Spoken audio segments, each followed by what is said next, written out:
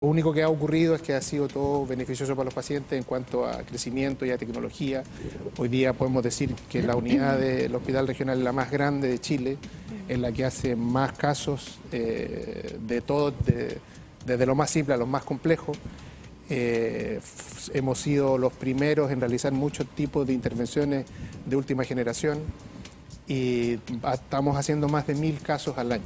Probablemente ningún centro en Chile hace tal cantidad de números, tiene esta cantidad de números, digamos. Sí. Y eso obviamente no solo atendemos nosotros a los pacientes de la zona de la región del Biobío, sino que también somos centro de derivación desde Talca hasta Puerto Montt. Eso es súper importante porque es un desafío diario. Sí. El ser una de las unidades más grandes, por no decir la más grande de Chile, hace que ustedes tengan que estar de cara siempre a mucha gente que va formando parte de este trabajo. Y también tú hablas muy bien de los pacientes, del trabajo con las familias. ¿Cómo se desarrolla eso desde esa arista diaria, donde muchas veces son familias que están esperando por mucho tiempo, o que vienen de regiones, o que vienen de otros lugares donde no está la contención necesaria? Exacto. Nosotros, como dijo el doctor, recibimos pacientes de Santiago del Sur, en el fondo. Nuestra unidad también es la única en Chile que tenemos todos los equipos y la tecnología dentro del pabellón.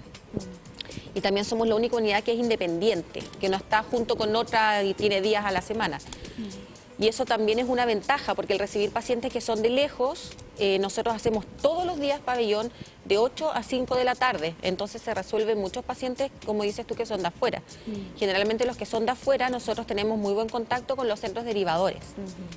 Entonces buscamos la forma más simple de ayudar al paciente a que venga. En el fondo, si el paciente viene de Puerto Montt, generalmente por temas económicos, de alojamiento, les cuesta mucho venir, nosotros logramos gestionar con el hospital, que lo traiga hospitalizado, después se lo lleva de vuelta, y eso nos ayuda también como una ventaja de que hacemos procedimientos ambulatorios, que en otros centros el paciente puede hacérselo hospitalizado o estar varios días, nosotros lo hacemos ambulatorio, sobre todo los pacientes que son de afuera.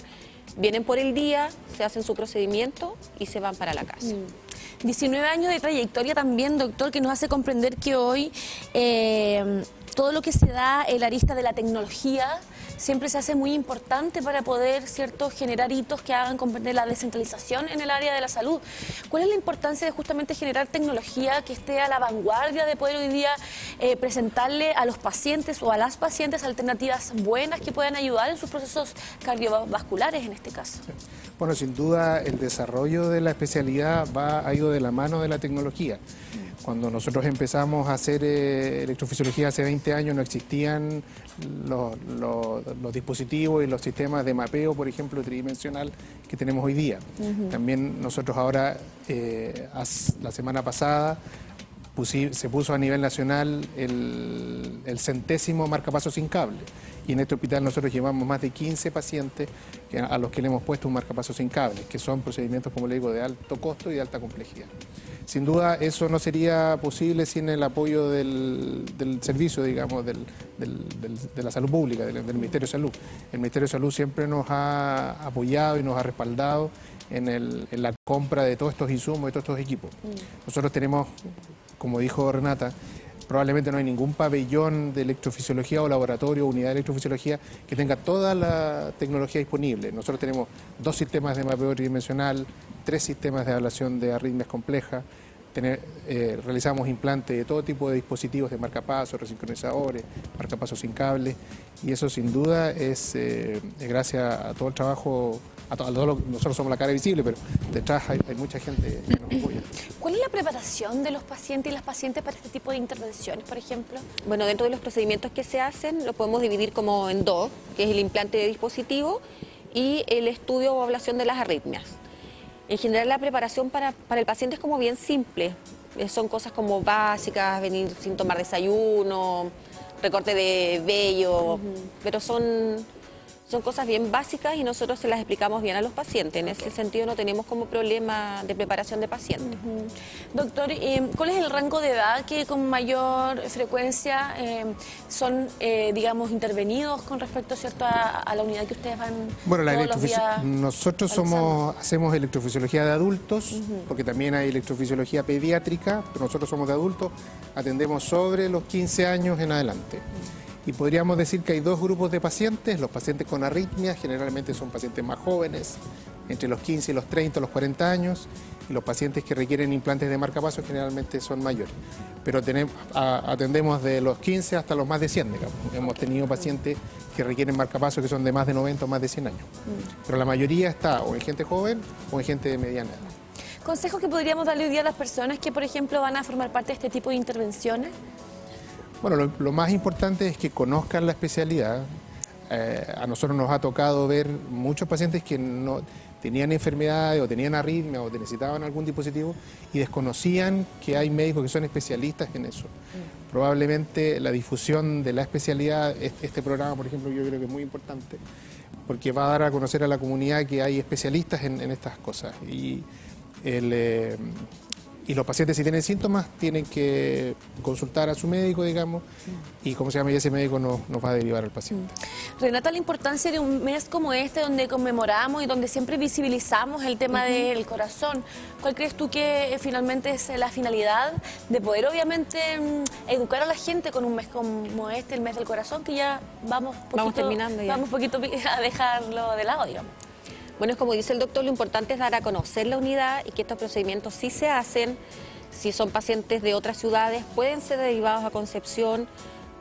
Nosotros también siempre tenemos la puerta abierta, como se dice, si los pacientes tienen alguna duda o quieren saber de qué se trata. Por ejemplo, teníamos un paciente de Castro que fue derivado por una arritmia cardíaca grave y el paciente se sorprendió porque dijo, yo nunca me imaginé que esto se hacía en Chile, menos en Concepción. Entonces muchos pacientes creen que para ellos va a ser imposible hacerse un procedimiento así. Nos ha pasado igual que hemos citado pacientes que son de afuera y hacen rifa pensando que son cosas de muy alto costo para ellos y cómo lo van a financiar, y finalmente llegan y se sorprenden que también es algo que no tienen que pagar. Entonces algo que está disponible para toda la gente. Sobre todo el compromiso con esas familias que hoy día nos están viendo y que efectivamente se dejan llevar por especialistas de nuestra región y que comprenden que no es necesario viajar o organizarse estos tratamientos de manera tan cara como bien hemos ido hablando, porque está todo pensado justamente para ello. Mensaje final también para todo un equipo que hay detrás y que hace posible esta importante unidad de electrofisiología, doctor. Sí, bueno, yo le quiero dar las gracias al canal, digamos, para venir a contar lo que hacemos. Y invitarlos, digamos, a que se hagan revisiones, consulten, para que nosotros, si los podemos ayudar, encantado. Sí, a no dejar de lado entonces el cuidado del corazón, aunque este mes pasa ya el mes, ¿cierto? Hacer que todas las personas ya puedan diagnosticar a tiempo ciertas patologías, puedan poder, obviamente, a través de la prevención, ¿verdad?, cuidar nuestro corazón, que es tan importante. Muchísimas gracias por acompañarnos y un gran saludo a todo el equipo del Hospital Guillermo Gran Benavente, siempre al servicio de poder apoyar en distintas problemáticas de salud. Que tengan una excelente jornada, de verdad, muchas gracias por el aporte, ¿cierto?, en este día de salud para nuestro medio de comunicación. Muchas gracias. Y de esta manera nos vamos a una pausa comercial para ya seguir con todo este día lunes. Comenzamos la semana recargados con distintas conversaciones que siempre desde la salud es un aporte para ustedes y para todos nosotros. Palabras inventadas con poder de destruir. Dejemos de pensar que todos hacen bien. Esta ilusión no me deja ir. Y sé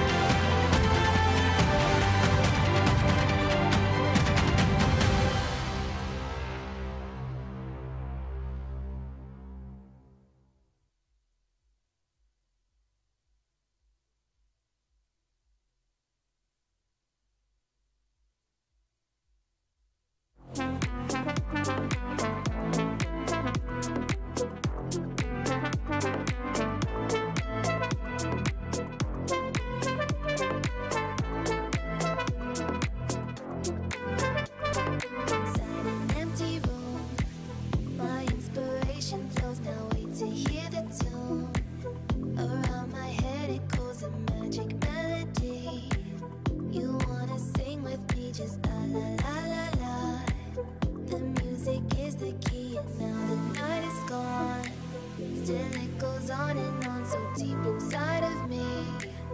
I long to set it free, I don't know what to do. Just can't explain to you, I don't know what to say. Control de tránsito, donde vamos viendo, ¿verdad?, una jornada soleada, ¿verdad?, con temperaturas agradables para poder comenzar esta semana, ¿verdad?, aquí en el Matinal Siempre Juntos, donde también vamos reconociendo la importancia del cuidado de las mascotas. Hoy día vamos a hablar del tema de la esterilización de nuestras mascotas y ya nos acompaña una en particular que hoy también está con nosotros en este espacio matinal. María Paz Cataldo, un gusto que estés con nosotros una vez más en este día donde también las mascotas son protagonistas en el aspecto de la salud. Sí, aquí estamos, Connie. Mira, trajimos hoy día a Tofi, le vamos a pedir un poquito de paciencia a toda la gente que nos esté viendo porque Tofi está nervioso. Y le gusta Entonces caminar. lo vamos a estar acompañando para... Él, ¿te parece? Eso No hay vamos a hacer, problema. sí, porque eso le va a ayudar obviamente. a autorregularse, le está jadeando en este momento y este bostezo igual es de ansiedad porque desconoce todo. Es primera vez que está en la televisión. Es normal, así que nosotros obviamente vamos a respetar obviamente su energía y lo vamos a ir acompañando hacia donde él quiera ir mientras nosotros vamos conversando, sobre todo con respecto a la esterilización que tan importante es para las mascotas. Cuéntanos detalles de por qué tenemos que, como adultos responsables y como tutores, hablar de la esterilización como una posibilidad.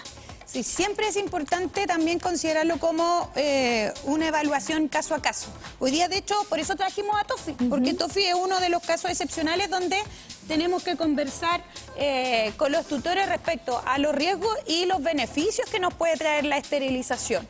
¿Ya? Porque siempre nada es tan bueno y tampoco nada es tan completamente malo. Por eso siempre la decisión se tiene que tomar de manera informada, pero en Chile tenemos un problema de natalidad con los animales en situación de calle. Tenemos una gran tasa de abandono, hay una gran cantidad de animales que se encuentran sin tutores, deambulando, la reproducción de manera excesiva en perros y en gatos aumentados. No hay un control, digamos, de lo que es obviamente la reproducción de tanto gatitos, perritos en general, ¿no? Claro, y eso hace que tengamos que tener en estos momentos campañas activas de esterilizaciones a bajo costo, que también entidades gubernamentales se encarguen de entregar estos servicios de esterilización, los municipios, porque estamos todavía en un proyecto como país en el control de la natalidad, ¿ya? Existen muchos reportes que indican que no todos los pacientes deben ser esterilizados en tal o ciertas fechas o tiempos de edad, pero en estos momentos se está tratando como país el tema de controlado de la natalidad que existe en las mascotas. Entonces, por eso es que está esta orientación de que idealmente los perros y gatos deberían ser esterilizados antes de los 6 meses, ¿ya? Porque estamos buscando control de natalidad principalmente. Ok, eso te quería preguntar también porque la esterilización es súper importante a la hora de la reproducción, ¿verdad? Y por lo mismo quería que me comentes hoy día en qué consiste la esterilización propiamente tal dentro de lo que ustedes van realizando también como médicos veterinarios, para que la gente se vaya armando una idea también de los procesos que hoy día acompañan este trabajo que ustedes también van realizando como equipo.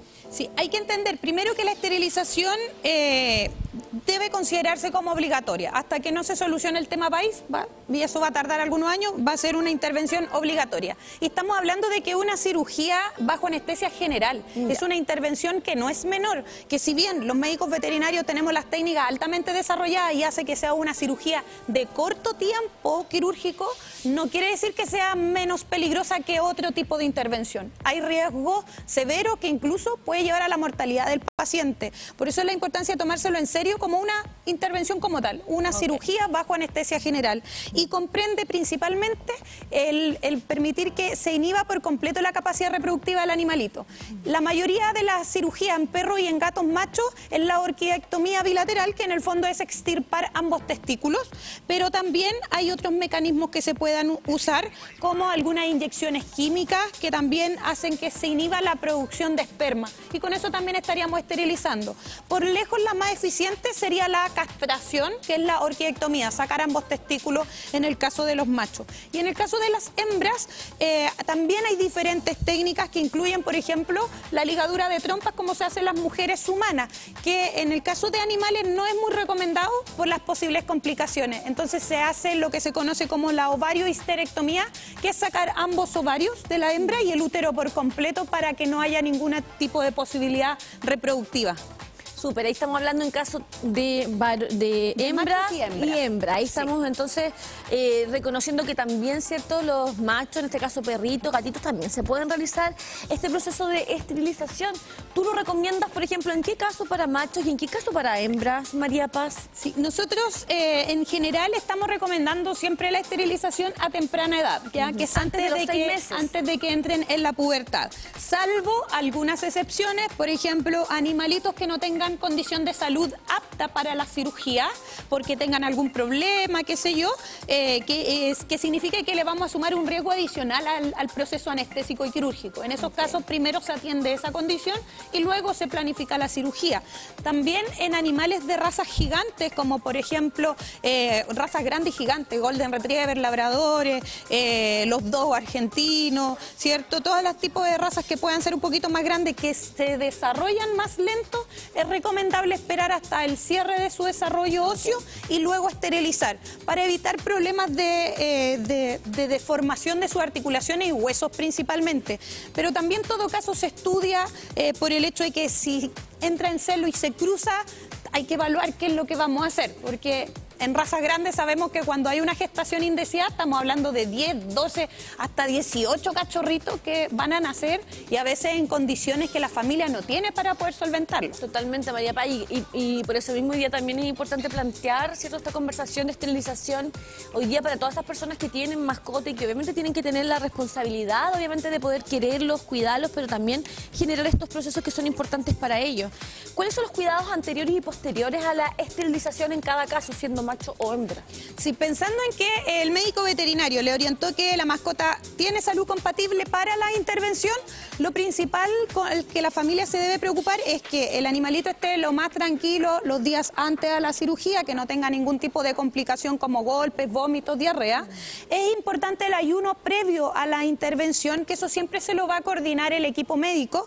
Pero en el caso de perritos, en general van desde las 6 hasta las 12 horas de ayuno, dependiendo la raza de perrito.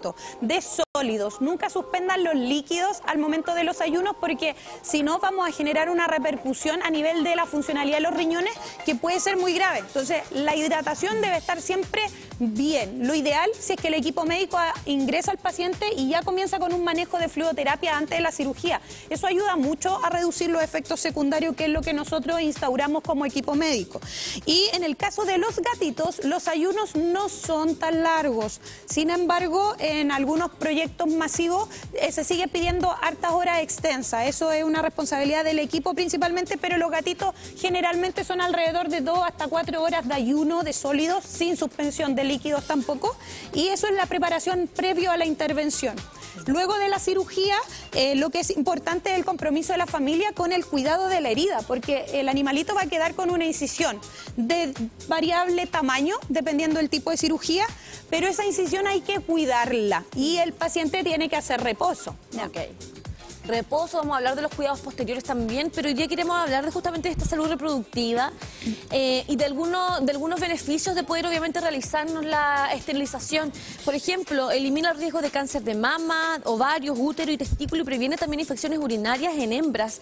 Ese también es un punto importante que debemos de compartir con respecto, ¿cierto?, a la esterilización, ¿no? Sí, hay hartos beneficios. También hay una campaña del terror hoy en día que he visto referente a que casi que hiciera todo lo contrario. Claro. En la experiencia médica, la esterilización ayuda muchísimo a controlar el desarrollo de hiperplasias mamarias o incluso cáncer de mama, que puede aparecer desde temprana edad, o sea, gatitos o perritos que recién están entrando en celo, o en animales que ya están más viejitos, 10 años, 12 años, donde la estimulación hormonal ha sido tanto, que al final termina generando trastornos hormonales. Entonces la esterilización nos ayuda a prevenir eso. En el caso de la hembra también permite controlar las infecciones intrauterinas, como las colectas, que muchas veces se contaminan y forman lo que se conoce como una piometra, que más de alguien que nos está viendo en la casa seguramente ha tenido una mascota con una piometra y sabe que es una intervención de urgencia, porque es la formación de un absceso dentro de la cavidad abdominal que es severamente grave. Un animalito puede morir por esa contaminación. Y en el caso de los machos, yo de hecho por eso hoy día trajimos a Tofi, porque Tofi es un perrito ya de 10 años, un perrito comunitario, que ahora está buscando casa por si es que alguien se enamora de él en las pantallas. gracias. Tofi es un perrito que no estaba castrado y que deambulaba sin supervisión, se encargaban de alimentarlo y todo lo demás. Y justamente tuvo un accidente y llegó a nuestro centro. Él ya está casi rehabilitado del tema de su accidente, que eran unas heridas bien complejas. Estamos todavía en proceso de recuperación de la colita. Pero justamente nos cuestionamos si lo esterilizamos o no. Porque ya estaba viejito, ya tenía sus mañas, él vive en la calle, ¿cierto? Y al tomarle exámenes nos dimos cuenta que en la ecografía su próstata estaba agrandada, que es una estimulación asociada a los testículos. Entonces tuvimos que esterilizarlo igual porque es el tratamiento para esa hiperplasia prostática. Entonces también hay que estar evaluando las glándulas en los machos. No es un problema solo de hembras. Súper, eso es súper importante entonces, tener la conciencia que podemos encontrar ciertas cosas al favor, ¿es cierto?, en cuanto a los beneficios de la esterilización. Aquí también hablamos de la disminución de la agresividad también, ¿eh? La necesidad de deambular buscando pareja y el marcaje justamente con la orina, mejorando obviamente la propia convivencia con otros animales. Eso también es un punto importante, ¿no? Sí, es importante. Baja la reactividad siempre y cuando la reactividad esté asociada a un tema hormonal. Claro. Cuando es un problema más bien de emocional del perrito, es algo que hay que manejar con otros especialistas de conducta, pero sí ayuda mucho. ¿Ya? En este caso también, por ejemplo, Tofi salía mucho a patiperrear buscando polola.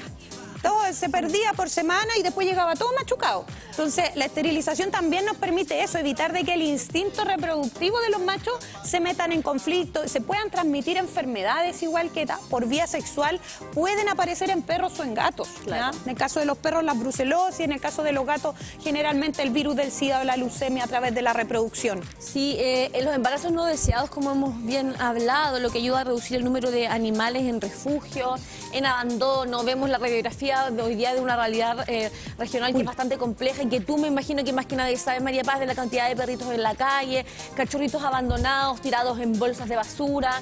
Entonces yo creo que eso también es uno de los puntos más fundamentales a la hora de la esterilización. Sí, no nos podemos olvidar de que hay un problema país. Cuando los veterinarios recomendamos la esterilización, no es solo por el foco pensando en una cirugía, es simplemente porque sabemos que si se descontrola, se pierde la supervisión en las mascotas, ocurre el alto riesgo de que esta mascota se pueda reproducir y que estos animales queden a la deriva. Estamos hablando de que por cada hembra que quede preñada, mínimo van a haber desde 2 a 3, incluso más, nuevos animalitos del cual desconocemos cuál va a ser su paradero y su posible condición de vida y calidad de vida.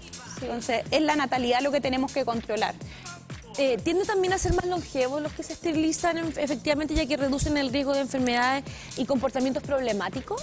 Sí, en general sí, obviamente todos los manejos que hagamos con las mascotas tienen que estar constantemente siendo supervisados por un equipo médico veterinario, pero ayuda a que vivan más. Hay también parte de algunos problemillas, entre comillas, que nos podría traer la esterilización, y es que tienden a subir de peso. Claro. Y eso nos podría llevar a otras enfermedades. Les da mayor apetito, ¿no? Sí, aumenta un poquito el apetito, pero también ocurre que se empiezan a volver un poco más sedentarios, debido a que ya no hay un instinto reproductivo. Y toda esta energía que antes se enfocaba en producir células reproductivas, ahora no tiene dónde irse y se genera depósito. Pero es algo que se regula con la actividad física y una correcta alimentación. Ok, eso es importante entonces. ¿Podemos repasar nuevamente los cuidados postquirúrgicos y antes, obviamente, del procedimiento, las posibles complicaciones también, para que la gente igual esté preparada?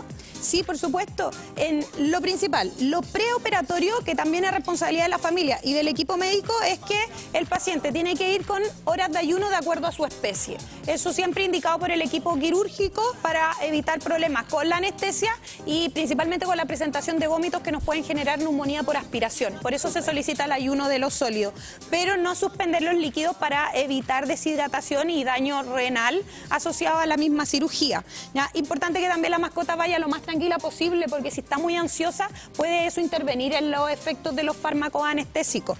Por otro lado, todos los manejos postoperatorios, lo principal es el reposo. Las mascotas salen después de una cirugía con un manejo analgésico que es muy bueno, entonces pareciera que no les pasó nada, ¿ya? Lo que no quiere decir de que no tengamos que tener cuidados. Entonces, muy importante el reposo para evitar el desgarro de puntos, para que no se formen procesos inflamatorios adicionales superficiales, para que no hayan hematomas, y las curaciones, que siempre son muy importantes en la zona de las incisiones. El uso de ciertos medicamentos va a estar recomendado por el equipo médico, que va a depender del protocolo que tengan. Nosotros en general no utilizamos antibiótico-terapia porque los manejos lo hacemos todo muy limpio y con material completamente esterilizado, entonces reducimos los riesgos de infecciones, pero sí con analgésicos, porque es una cirugía que duele tanto para machos como para hembras.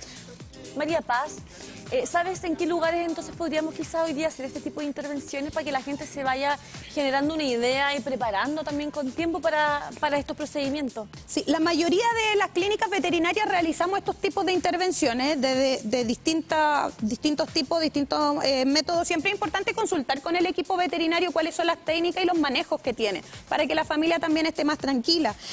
Pero están disponibles en el fondo durante todo el año para poder realizar esta cirugía. Lo ideal es que se hace de manera optativa y preventiva, porque cuando tenemos que esterilizar, claro, pero por una urgencia, exacto, encarece los costos y pone en riesgo a nuestra mascota. Dentro de los principales riesgos y complicaciones, lo que más le tiene miedo a la familia es a la anestesia, por los riesgos de mortalidad.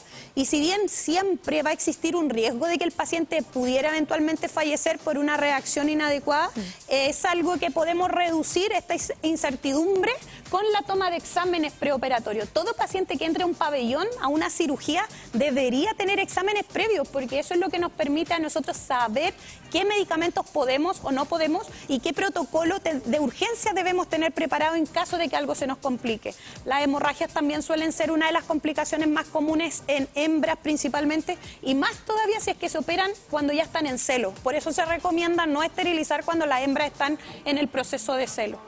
Sí, mira, aquí nos escriben al WhatsApp, recuerden, nada más 569-7756-9177 para que nos vayan acompañando.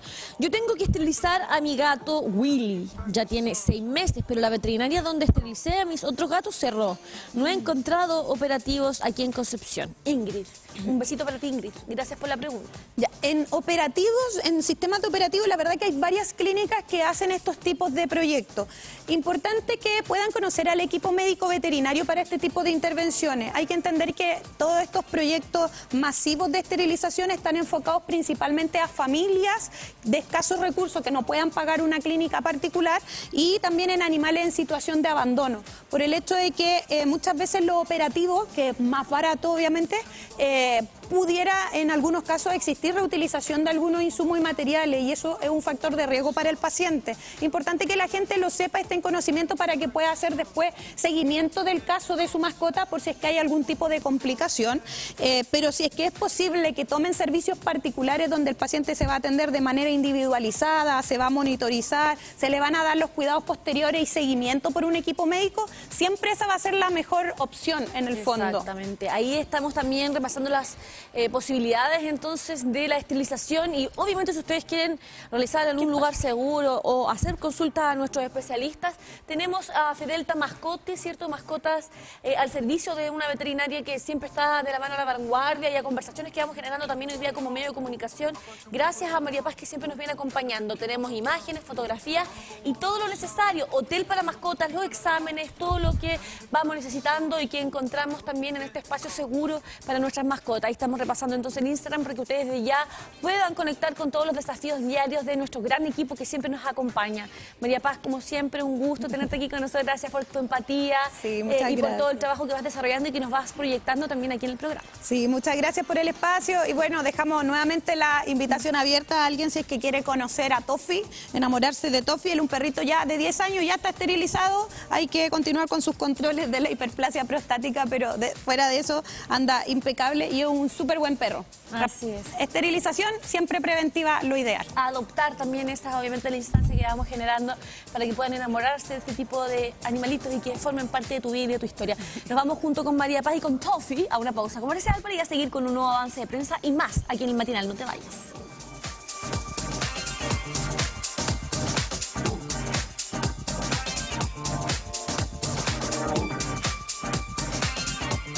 Cuando miramos el mar, ¿qué vemos? Desde la Universidad de Concepción vemos ciencia, arte, biodiversidad y trabajo. Vemos nuestro futuro. Nos preguntamos por la vida en sus profundidades y buscamos descifrar sus misterios para crear conocimiento y progreso. La UDEC y su comunidad científica te invitan a mirar el mar valorarlo y cuidarlo, porque su presente sustenta nuestro mañana. TNT Sports volvió a Mundo. Contrata hoy TNT Sports en Max más fibra 1000 megas por solo 19,990 pesos por 6 meses. Mundo, sponsor oficial de todas las rojas. Mundo, calidad y tecnología al alcance de todos.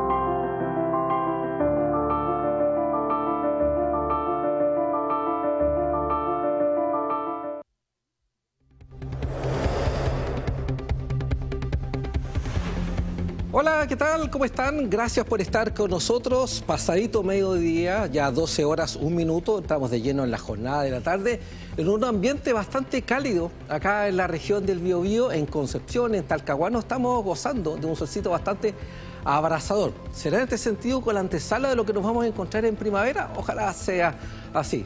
Tuvimos bastante lluvias también en los últimos días. Vamos a revisar los avances en torno al puente industrial. Hemos estado bastante preocupados del tema de infraestructura, conectividad en toda el área metropolitana, en especial lo que ocurre entre Concepción y San Pedro de la Paz. Y se va armando este puzzle. Hace un tiempo atrás le dimos a conocer de los detalles que tiene la nueva infraestructura también, del nuevo puente. Bueno, vayamos indicando detalles. Lo que está viendo tiene que ver con las vías de acceso del nuevo puente industrial. Desde la rotonda de calle Daniel Belmar, que estuvimos viendo hoy en la mañana, que había un taco bastante importante, a la línea férrea, comenzará a circular desde el próximo martes al mediodía 7 servicios de transporte público que salen del sector de Boca Sur en San Pedro de la Paz para utilizar una de las vías de acceso del nuevo puente industrial y el paso superior sobre la ruta 160, lo que se denomina el enlace Los Batros, y conectar con dicha vía rumbo a Concepción. Por tal motivo y en coordinación con la empresa concesionaria del nuevo viaducto, la Seremía de Transporte, las unidades, los municipios, la coordinación de la propia empresa concesionaria y obviamente, como decía yo, el alcalde de San Pedro, los alcaldes, abordaron un taxibús de la línea San Pedro, una de las 3 que tendrá este cambio junto con Nueva Yacolén, San Pedro del Mar, para replicar con exactitud el trazado, el trayecto que realizarán unas 70 máquinas, solo considerando el horario punta mañana, con destino a la capital regional. Vamos a revisar qué les parece, impresiones y cómo le vamos tomando el pulso como medios de comunicación para entregarle a ustedes, obviamente, a quienes nos ven, sobre el detalle de esta temática. Vamos a escuchar algunas impresiones. En el caso del transporte público vamos a iniciar el día martes a eso del mediodía con los primeros servicios que van a empezar a circular desde la salida de Boca Sur, fundamentalmente Daniel Belmar hacia el norte, y son 3 líneas básicamente que se ven afectadas o que van a cumplir esta tarea, que son San Pedro del Mar, San Pedro y Yacolén. Lo que le pedimos a las personas es que puedan informarse también de estos cambios a través de los sitios oficiales. El primer sitio oficial que tenemos a través de transporte es la aplicación Red Regional. Este es un cambio de paradigma importante porque hoy en día desde la salida de Daniel Belmar son 3 pistas de salida por la mañana en horario punta, pero se enfrentan con un semáforo que tiene un tiempo bastante largo porque tiene que beneficiar el paso de la ruta 160 en dirección a San Pedro de la Paz. Y ahí cuando da el verde se genera una situación de inseguridad vial que hemos visto cómo ha cobrado derechamente vidas de nuestros vecinos.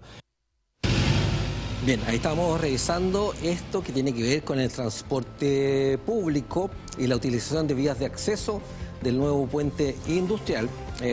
Vamos a seguir informando obviamente detalle en detalle. Estamos haciendo mediante este trayecto en micro lo que va a ser el trazado, por así decirlo, más que tentativo, con lo que se van a encontrar ustedes cuando use la locomoción colectiva sobre ese viaducto. Hemos visto también una serie de cambios que van a tener, reacondicionamiento del tránsito.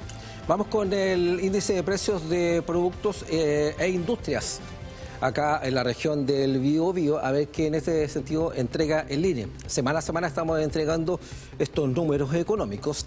Digamos que el índice de precios de productor de industrias, agregación de los sectores de manufactura, minería, electricidad, gas y agua, registró una variación mensual de 1.2%, acumulando 3.8% al séptimo mes del 2025, según informó el Instituto Nacional de Estadísticas. El índice de precios de distribución de electricidad, gas y agua fue el más influyente en el resultado del IPP de industrias, con una variación de 5.7%, acumulando 9.9% a julio del 2025.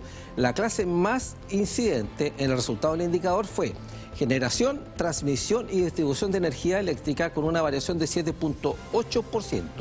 El índice de precios de productor de minería, en tanto, presentó un aumento de 0.8% respecto del mes anterior, acumulando un 5.9% al séptimo mes del año. Ahí estamos dando información en este sentido que da cuenta de lo que estamos viviendo en el área de la producción, en estos índices macro y microeconómicos, que también abordó algo de estas temáticas también el nuevo ministro de Economía, Nicolás Grau. Vamos en otras líneas de trabajo, siempre nosotros preocupados del área también rural. Y hay una serie de municipios, de asociación de municipios rurales, que piden mejor seguridad en sus zonas. Hemos llevado también lo que está en ese sentido concentrándose acá en la región del Biobío, pero también en la región de Ñuble y también en la Araucanía, zona centro-sur, incluso en la región del Maule. La Asociación de Municipios Rurales, lo que se conoce como AMUR, se reunió este miércoles, pasado miércoles a la tarde, con el ministro de Seguridad, Luis Cordero, para analizar lo ocurrido en toda el área en materia de seguridad. Aquí hemos tenido también hechos muy violentos que antes no veíamos. Por ejemplo, la ruta 160 en San Pedro de la Paz, con esta mujer lamentablemente baleada. En ese sentido, tomó la voz el alcalde Felipe Muñoz, vicepresidente de la Asociación de Municipios Rurales, y se refirió a estas temáticas, a los homicidios ocurridos en la región metropolitana y que estamos viviendo como país. Escuchemos sus impresiones. Sabemos que hay una movilidad del delito. Es importante recalcar aquello, pues bien, sabemos que hoy día estos crímenes que nuestras comunidades rurales no estaban acostumbradas a conocer ni a sentir, hoy día se sienten. Hay una sensación mayor de inseguridad, pero también hay efectos con respecto a esta movilidad, como lo que pudimos ver en Granero, como lo que pudimos ver en Colina hace un tiempo atrás y como lo que vimos en Curacaví el día de ayer. Ahí estamos en ese sentido, escuchando la voz del jefe comunal, además vicepresidente de la Asociación de Municipios Rurales. Vamos a ver cómo avanzando está en zonas como... ¿qué se estaba focalizando? ¿Cómo se está focalizando los trabajos en Granero, en Alto Biobío, en Mulchen, por darle a conocer a la parte de algunas de las comunas rurales en este sentido? Vamos a ir avanzando sobre la pauta informativa en este sentido. Vamos a escuchar, esto es bien importante y tiene que ver con el avance y la implementación de la reforma de pensiones, un hito bastante importante que se conoce a partir de ahora. Está hablando la ministra Camila Vallejo. Escuchemos en ese sentido parte de sus impresiones desde el set del Palacio de la Moneda. Escuchemos sus impresiones. Mejores noticias de esta reforma, que es que la próxima semana, inicios de septiembre, entre el 2 y el 16 de septiembre, ya se empiezan a pagar los aumentos de la PGU 250.000 pesos para personas de 82 años o más, ¿no? Y estamos hablando de personas que tienen la PGU y que se les va a reajustar, pero también a los que tienen pensión de invalidez, por ejemplo, o los pensionados por Valech. Estamos hablando de un universo de más de 800.000 personas que van a empezar a recibir este aumento de la PGU. Y es uno de los pasos, segundos pasos que está en la reforma, porque efectivamente en el mes de mayo inició el seguro de lagunas previsionales, es decir, que si los trabajadores y trabajadoras se quedan o por alguna razón cesante, las cotizaciones se siguen pagando como corresponde para que no tengan más lagunas previsionales. Pero también en agosto partió ya el incremento o más bien la creación de este 1% adicional de cotizaciones de cargo de los empleadores, que es algo que no se tenía desde la década del 70, ¿no? Se está recuperando ese aporte de las y los empleadores. Y además, en enero del 2026, ¿cierto? Este mes de enero van a empezar a verse beneficiados más de 1.200.000 pensionados y pensionadas por los beneficios de pensiones por años cotizados, y también respecto a las mujeres producto de la mayor esperanza de vida que tienen, ¿no? Entonces, estos beneficios para las mujeres y reconocimiento para el esfuerzo a través de los años cotizados van a empezar también a producirse en aumentos de pensión concretos durante el mes de enero. Es decir, esta campaña busca informar a todos del detalle de lo que implica esta reforma previsional y particularmente el beneficio de aumento de la PGU, que parte en las primeras semanas de septiembre, y los que vienen de manera más inmediata en el mes de enero también con estos beneficios del Seguro Social. Pero para más detalles, obviamente, está el ministro de Trabajo y el subsecretario también, que les pueden responder sus preguntas también sobre esto y aterrizar mucho más lo que significa la implementación de esta reforma previsional que tanto esfuerzo costó, ¿no? Años en el Parlamento, discusiones, muchas veces decían que iba a ser imposible sacarlo adelante, pero ya es una realidad que empieza a ser implementada. Bien, ahí estamos escuchando a la ministra vocera de Gobierno. Todo coincide porque mañana tiene una visita acá en la región del Biobío el ministro del Trabajo, Giorgio Bocardo. Vamos a ver en el sentido cómo va avanzando esta temática y qué tipo de discusión política siempre se genera. Nace a raíz en este sentido de la implementación de la reforma de pensiones. Una invitación les tenemos. Esto se lo acusamos también hace unas 2 semanas atrás, pero es bien importante ir refrescando. Los diálogos contemporáneos de la Universidad de Concepción. Recuerden en el sentido que cambiaron de horario y día. Ahora se realiza todos los miércoles a partir de las 5:30 de la tarde en la Casa del Arte José Clemente Orozco. Casa del Arte de la Universidad de Concepción, este miércoles a partir de las 5:30 de la tarde, de la protección al impacto, los desafíos de la propiedad intelectual. Esta actividad nace como un trabajo colaborativo entre las vicerrectorías de Relaciones Institucionales y Vinculación con el Medio de Investigación y Desarrollo y es ejecutada por la Dirección de Extensión. En esta oportunidad, el diálogo contará con la presencia destacada de Apolinaria García Cancino, profesora titular del Departamento de Microbiología y directora del laboratorio de Pajos de Necesidad de Veterinaria. También va a estar Felipe Burgos Osorio, jefe de la Unidad de Propiedad Intelectual, Vilma Sangüesa Núñez, profesora asociada del Instituto de Geología Económica Aplicada y directora del Magíster de Mineralogía Aplicada en este sentido. Tuvimos la oportunidad de conversar con el director de Extensión, en este sentido Claudio Jiménez, que nos contaba detalles de esta iniciativa, de este hito. Recuerden, diálogos contemporáneos de la Universidad de Concepción este miércoles 27 de agosto, transmitido por nuestro canal y abierto a todo público. ¿Cuál es la temática? De la protección al impacto, los desafíos de la propiedad intelectual. Ahí estamos revisando este encuentro precisamente virtuoso de vinculación de la Universidad de Concepción con sus entornos. Constanza Sarquís. Sí, siempre iniciativas relevantes e interesantes que se van realizando desde nuestra casa de estudios para dialogar, para comprender temáticas que siempre van siendo un aporte para toda la ciudadanía. Willy, como siempre, un gusto tenerte en estas instancias donde vamos recorriendo todas las informaciones que nos va entregando y nos van dando la pauta nuestro gran equipo de TVU Noticias. Bien, nos reencontramos a las 14, recuerda Matías Hernández con el Multiversos, luego tenemos las noticias a las 20 horas. Muy atentos entonces a toda nuestra programación. Gracias por estar con nosotros. Excelente semana para ti y para todo nuestro equipo. Chao, que estés bien.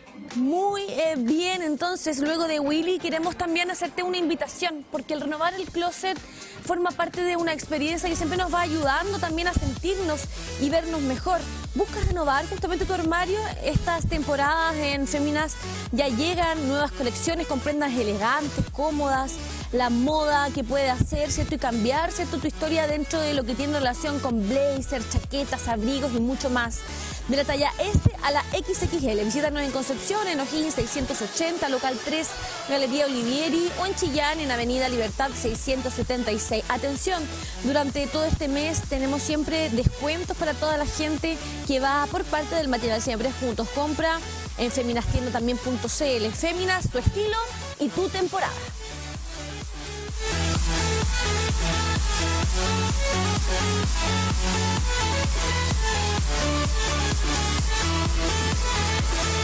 Muy bien, terapias manuales que puedan ayudarnos, ¿verdad?, en nuestros dolores. Hoy día queremos hablar del síndrome de túnel carpiano. Está con nosotros para conocer los detalles Carlos Carrillo, nuestro querido kinesiólogo que una vez más está con nosotros. Carpiano, ¿cómo estás? Un gusto que estés con nosotros en esta instancia, porque vamos hablando de algunas dolencias y algunas patologías que pueden ser complejas si no son bien tratadas. Exactamente. Feliz de estar acá, primero que todo, saludarlos a toda la gente que está en casa, con mucho cariño. Es un tema súper relevante, ¿por qué? Porque es súper común entre las personas. Cuéntanos detalles de lo que es. El síndrome del túnel carpiano es un conjunto de síntomas que le da a las personas principalmente y se atribuye a compresión del nervio mediano. Ya. El nervio mediano nace en nuestro plexo braquial, como siempre les he explicado, los nervios de las extremidades nacen en la columna. Empiezan a generar una red de nervios y formas estructuras específicas. Y el nervio mediano pasa por justo la zona céntrica de la mano. Y se llama túnel porque es un verdadero túnel. Lo forman las hileras del carpo, ¿cierto? En una hendidura. Y el ligamento transverso. En cualquiera de las dos, obviamente, ¿no? Obviamente en las dos. Y por ahí pasa el nervio mediano que va a inervar principalmente estos tres dedos. Entonces las personas comienzan a sentir mucha sintomatología desde el brazo, antebrazo e incluso en la mano, y mucho dolor en la muñeca. Entonces empiezan problemas de adormecimiento, las personas comienzan a despertarse en las noches por el adormecimiento o incluso por el dolor, y muchas veces hasta las sacuden para sentir que les deje de doler, y esto pasan días, meses y se transforma concretamente en un síndrome del túnel carpiano. ¿Tiende a acrecentarse el dolor con el tiempo si es que no es tratado, por Exactamente, sí, ese es el mayor problema. Hay trastornos, cuadros específicos que pueden irritar un nervio de manera temporal aguda, ya en poco tiempo, que luego se pasan, pero cuando este problema comienza a ser reincidente, necesariamente necesitamos tratar y ver a la persona en concreto, porque por alguna manera su nervio mediano u otros nervios se están irritando. ¿Ya? Okay. Vamos a ir comprendiendo también cuáles son los principales tratamientos y de qué manera con terapias manuales podemos ayudar a que esto se puede con el tiempo desaparecer a un 100%. ¿Siempre va a ser una situación crónica para los pacientes? No, no tiene por qué ser crónica. No tiene por qué ser crónica. Como en la salud todo es variable y muy complejo. Hay personas que se operan, por ejemplo, y se les soluciona el problema. Hay personas que se operan y llegan, por ejemplo, a mi consulta con sus 2 tajitos hechos y sin ninguna mejora, ¿ya? Entonces no podemos acusar a la operación como un problema o a las terapias conservadoras como otro problema, no, esto no se disputa, esto se avanza de las dos maneras, ¿ya? Siempre hay que buscar primero postergar, retrasar, evitar la operación, exámenes costosos a la persona, ¿cierto? Electromiografía, exámenes dolorosos muchas veces, y tratar desde lo clínico, tratar a la persona. Por ejemplo, a mí me llega una persona con síndrome del túnel carpiano, rápidamente vamos a ver ciertos screenings de evaluación que nos ayudan a ver si realmente es un síndrome del túnel carpiano. ¿Te parece que yo soy la paciente? Ni un problema. Ya, hagamos con que yo estoy con un cierto dolorcito en mi brazo y llego entonces a la consulta. ¿Cómo estás? Carlos, gracias por hoy día recibirme. Estoy con un dolor realmente, no sé, que me he ido de menos a más y que tiene relación con todo mi bracito y esta parte. Menos mal que no es la mano izquierda porque yo soy zurda, entonces, pero me gustaría saber qué es, porque siento que no he hecho ni un movimiento negativo y esto es algo que realmente me ha ido doliendo un poquito más cada día. ¿Qué crees que puede hacer? Generalmente el síndrome del túnel carpiano se va a manifestar principalmente en la muñeca. Y tenemos que preguntar al paciente, entre algunas otras cosas, ¿cierto?, que después se llevan a un puntaje, pero si tiene adormecimiento en los 3 dedos, por ejemplo, si hay un adormecimiento, hay un dolor en la zona al mover, hay dolor. Yo te puedo generar ciertas pruebas, ¿cierto?, de tensión en la zona que van a generar dolor. También puedo generar pruebas de golpeteo. Y todos estos exámenes van sumando un score, ¿ya? Y que voy a que ni siquiera son concluyentes, pero nos pudieran evitar, por ejemplo, tener evitar que la persona tenga que hacerse exclusivamente una electromiografía, un examen muy doloroso. Hay movilizaciones, por ejemplo, permiso. Vale. Hay movilizaciones que nos permiten evaluar la tensión del nervio mediano, ¿cierto? Para eso lo debemos de poner en su máximo relajo, ¿cierto? No sé si te puedes mirar así, ¿cierto? En donde, como entendemos que el nervio mediano viene desde el cuello, ¿cierto? Pasa por el hombro, avanza por el brazo, por la zona anterior, por la zona medial del antebrazo, mano y se extiende hasta los dedos, entonces vamos a generarle tensión desde allá, ¿cierto? La persona pone su cuello en neutro, generamos una abducción de hombro, ¿cierto? Una rotación externa máxima, tensamos sus dedos, rotamos externo, supinamos su mano, mira, y te la lleva hacia arriba, y ahora extiendo, no inclines tu cabeza, mira para adelante, ¿cierto? Y extiendo al máximo. Y ahora extiendo tus dedos. No sé si sienten alguna tensión. Sí, ya. Sí, pero lo normal. Lo normal, ¿cierto? Sí. Exacto, es un punto importante. Y obviamente al paciente se le pide inclinar la cabeza hacia el lado contrario para saber si esta tensión se aumenta, ¿ya?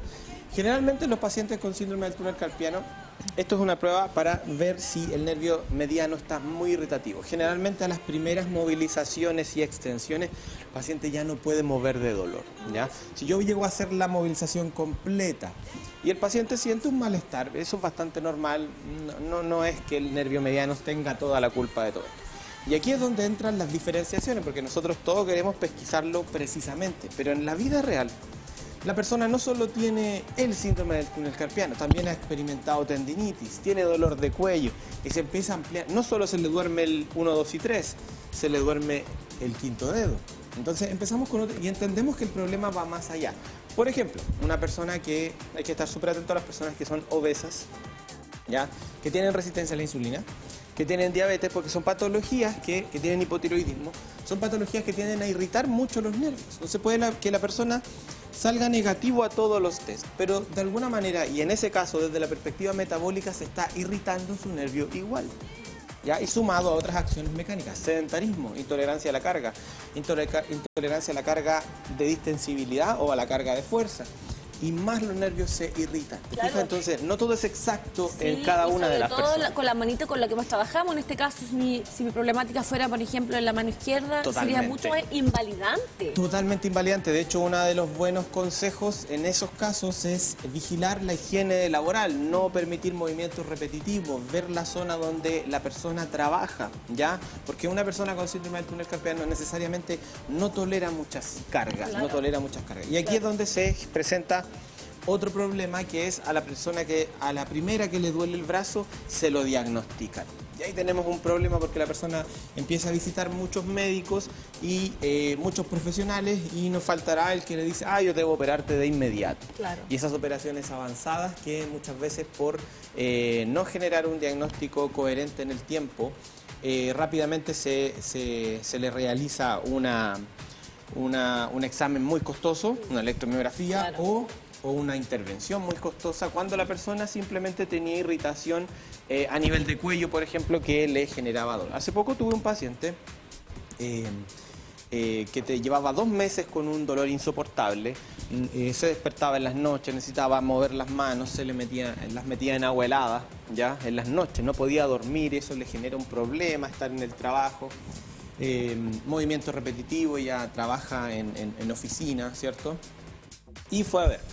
Resulta que la persona realizamos una primera sesión evaluativa junto con una primera sesión de tratamiento. En este caso incluimos terapias manuales, generamos una pauta de ejercicio. La persona llega a la segunda sesión sin ningún dolor. ¿Fija?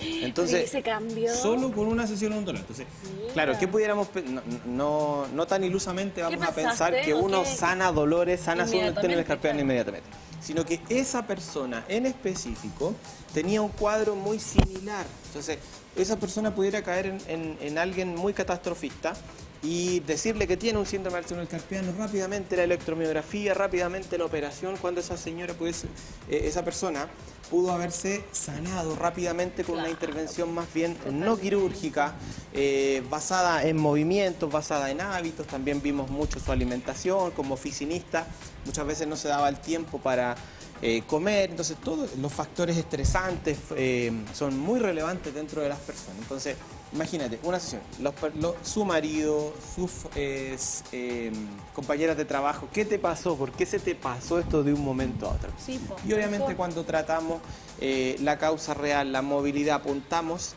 hay muchas oportunidades donde los síntomas pueden desaparecer rápidamente y la persona se ahorra unos tratamientos costosos, unas intervenciones muy costosas. Por eso siempre hay que ver con, más que cuando el paciente me dice, tengo dolor aquí, se me duerme en la mano, el yo pensar inmediato en un síndrome del túnel carpiano es un sesgo diagnóstico muy común, pero que ojalá podamos evitar para no direccionar a la persona a lo que nosotros creemos, sino que evaluar a la persona de manera integral, sus hábitos, su trabajo, el tiempo de evolución que lleva, o sea, el examen clínico es fundamental. ¿En qué casos, te quería preguntar, Carlos, es realmente necesaria la operación? Porque me imagino que en algún caso sí debemos obviamente pensar en lo quirúrgico, Cuando por ejemplo. una persona lleva mucho tiempo en tratamiento, lleva primero mucho tiempo de dolor, ya mucho tiempo de sintomatología. Cuando realiza tratamientos conservadores y esos tratamientos solo le causan alivios en el momento que está haciendo el tratamiento. Luego pasa, avanzan unos meses y volvemos a lo mismo, ¿ya? Cuando la infiltración de corticoides se hace demasiado corto el proceso, o sea, pasa una semana y vuelvo con todos los síntomas de nuevo. Obviamente la electromiografía, y ya se empieza a investigar un poco más, una ecografía, si hay una inflamación concreta, un deterioro agresivo en la zona, y obviamente el tratamiento convencional no ha mejorado al paciente. Ahí de inmediato obviamente se va a sugerir la operación para tratarlo desde la perspectiva estructural quirúrgica, pero créanme que hay muchas posibilidades antes que eso. Exactamente, ahí estábamos entonces realizando algunos ejercicios. Repasemos los últimos ejercicios entonces para que la gente lo tenga como alternativa. ¿Nos sentamos? Sí, parte de lo que realizamos en consulta en Good Clinic es terapia manual de columna, ¿cierto? De columna cervical, ya que la columna cervical nace el nervio mediano específicamente desde la cervical número 7, ya, pero el nervio mediano tiene fibras desde su raíz desde el 5, 6, 7 y 8, ¿ya? Entonces es súper importante que la columna cervical es fundamental movilizarla si tiene restricciones, ¿cierto?, del movimiento en todos los sentidos. Terapia manual de hombro, codo, muñeca. Realicemos un poquito de terapia manual en la consu. La semana pasada igual la ajustamos, va a andar con su cuello. Va a estar lista. Toda la semana feliz. Ahorita, no sé si tus lentes te molestan. ¿Me lo saco? El cuello es fundamental, de la zona baja del cuello, de aquí donde yo le estoy palpando, ahí, donde yo le estoy palpando, nace el plexo braquial, ¿ya? Relaja tu cuello. Eso, ¿cierto? Y ahí realizamos un poquito de terapia manual, no sé si se escuchó en casa, ¿ya? Podemos movilizar. A los dos lados, ¿no? En uno vamos a hacer todo. No voy a quedar así. Vamos a ver también. ¿Me saco esto o me lo dejo? Sácate. Ya. Sácatelo. Ahí, ¿cierto? Podemos también revisar el hombro, ¿cierto? La movilidad del hombro. Siéntate un poquito más derecho. Movilizar el hombro de la contu, ¿cierto? Vemos las restricciones del movimiento hacia posterior. No apretes tu hombrito. Y movilizamos. Sí. Nos vamos hacia el codo porque recordemos que el nervio mediano va avanzando, ¿cierto?, por la zona anterior. Y acá podemos movilizar con el antebrazo en pronación para movilizar el radio, ¿cierto? Movilizar el radio, movilizar la ulna por sobre el húmero. Mira, la consu tiene máxima extensión ahí, muy amplia. Y también, obviamente, la zona de la muñeca podemos movilizarla en baja velocidad, ¿cierto? Desde el cúbito por sobre el radio o desde el radio por sobre el cúbito, ¿cierto? Parte de los huesos del carpo, genérame un poquito de firmeza. No pongas quiesa. Ahí, ¿viste? ¿Te fijas? y podemos movilizar los dedos para dar máxima flexibilización a todos nuestros deditos, ¿cierto? Relaja tu manito, no la apretes. Ahí estamos, ¿ves? Y ahí movilizamos, movilizamos toda la cadena, ¿cierto? Toda parte del cuadrante superior y obviamente también podemos seguir complementando con movilización dorsal, ¿cierto? Desde la columna un poquito más abajo. Así que eso generalmente, desde la perspectiva de la terapia manual, realizamos en todos nuestros pacientes con esa sintomatología y créanme que se genera un alivio espectacular, en algunos casos muy rápido, nada más rico que mejorar en una sesión, o sea, es fantástico. Más cuando son varios meses, varias semanas de muchos síntomas que mejoren de un momento a otro, que progresivamente vaya mejorando todo, es bastante aliviante. Exactamente, y por lo mismo quería preguntarte también, Carlos, ¿cuántas veces a la semana o con cuánto tiempo nosotros deberíamos estar con terapias como esta? Sí, ¿Va a depender como de la evolución del paciente? Va dependiendo, principalmente al inicio trazamos sesiones, yo generalmente trazo sesiones con respecto a la sintomatología. Si hay pacientes que cumplen ciertos criterios, si son más bien jóvenes, ya practican ejercicio físico, tienen una muy buena salud, nos quedamos en una distribución de sesiones muy menor, 3 sesiones aproximadamente. Ya cuando empezamos con cierta sintomatología, antigüedad del dolor, cierto dolor recurrente, paciente más añoso, un poco más añoso, con patologías de base, con intervenciones quirúrgicas, avanzamos de las 4 a las 5 a las 6 sesiones aproximadamente. Carlos, y aquí nos preguntan, mira, dicen, hola, a mí me dio túnel carpiano cuando estaba embarazada y el doctor me dijo que se me iba a pasar o quitar después del embarazo. Ya mi hija tiene 7 años y todavía me duelen las manitos. ¿Qué puedo hacer? Dice la Jessie. No culpo al doctor para nada porque es bastante común que una persona en proceso de amamantamiento, en un aumento de peso, se irriten los nervios, las famosas diabetes gestacionales, resistencia a la insulina gestacional, hipertensión, pudiera. Pero lo que debió haber hecho el doc ahí es hacer un seguimiento, porque si luego del parto no se pasa y empiezan los síntomas, ya es porque se desentendió, eso no está bien. Por eso debemos tratar a la persona en su contexto. Ya se entiende que cualquiera... Va a depender de la realidad de cada paciente. A mí muchas personas me dicen, estoy amamantando, tengo tendinitis de Kervine. Y yo le digo, mira, el proceso de amamantamiento refiere sobrecarga, es bueno que te trates desde ya, quizás solo es algo momentáneo, pero es súper bueno que lo vayamos vigilando. Así es, y para vigilar y para poder, obviamente, hacer las consultas necesarias con nuestro kine favorito, tenemos también sus redes sociales, kinesiólogo Carlos Carrillo, especialista en eliminar tu dolor y mejorar tu salud. Transforma tu cuerpo, elimina el dolor también para que la gente desde ya vaya pidiendo sus horitas y vaya... Mira el último video. Ahí tenemos el último video, dolor de manos, hormigueo, calambres, lo mismo que estábamos hablando hoy día, ¿cierto? Lo mismo que estábamos hablando hoy día. Punto importante, dolor en el cuello, irradiado hacia la mano, etcétera, etcétera. Así es, así que para que lo tengas como alternativa, nosotros siempre vamos a ir planteando distintos temas.